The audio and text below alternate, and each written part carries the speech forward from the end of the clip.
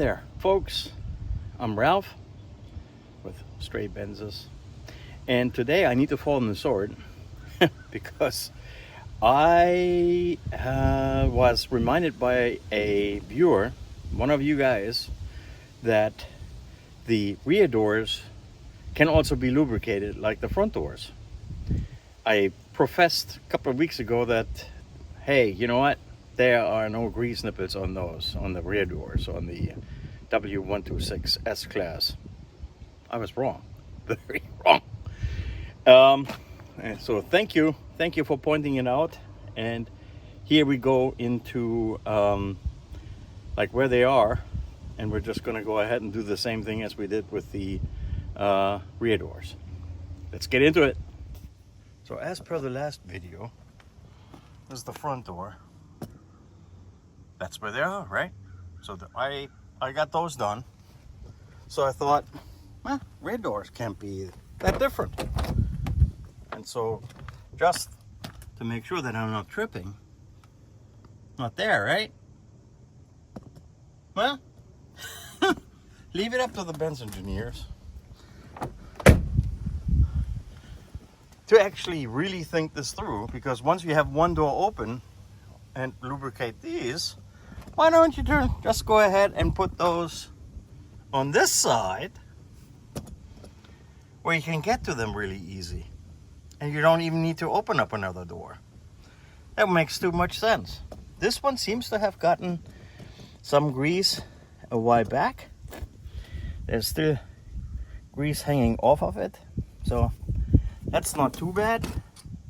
But well, let's see if we can go ahead and use this. And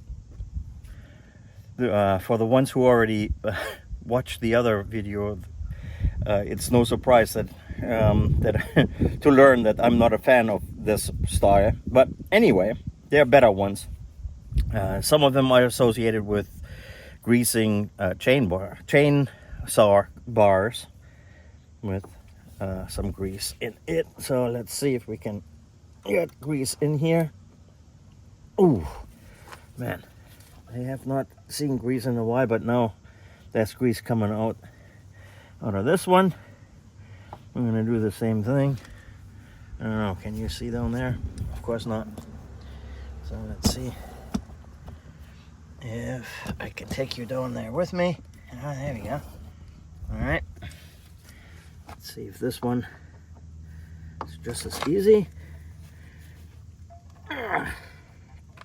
It does take quite a bit of pressure, and this one is thirsty.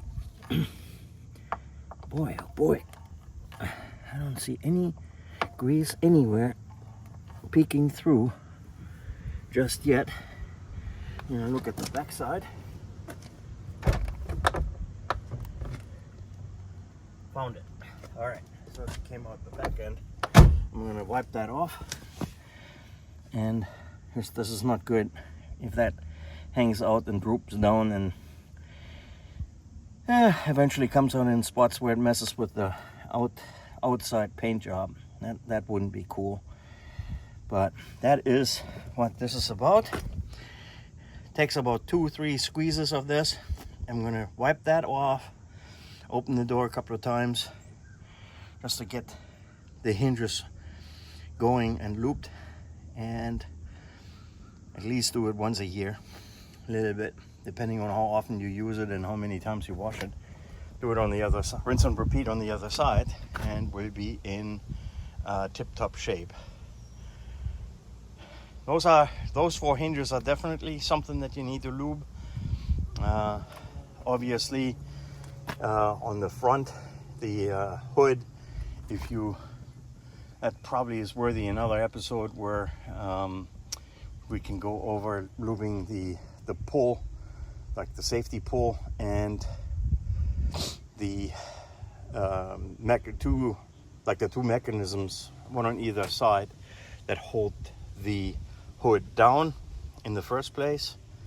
Yeah, that was another easy episode, I would think. Here we are, other door. This is the rear, the lower one. Same thing. Amazingly, I didn't have to use the other tool to get the grease to advance inside. Oh, there you go. Wow. I took one pump stroke and we were there. Now this one. All right. I've seen these. There we go. Wow. All right, that one grease is already coming out after the second pump, so that's not bad at all. All right.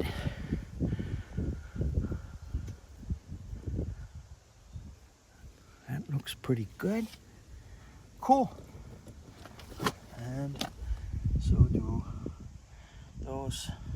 Nothing oozing out of there or out of place. All right, now we can get a rag, wipe the excess off, exercise the hinge a little bit, and that's it.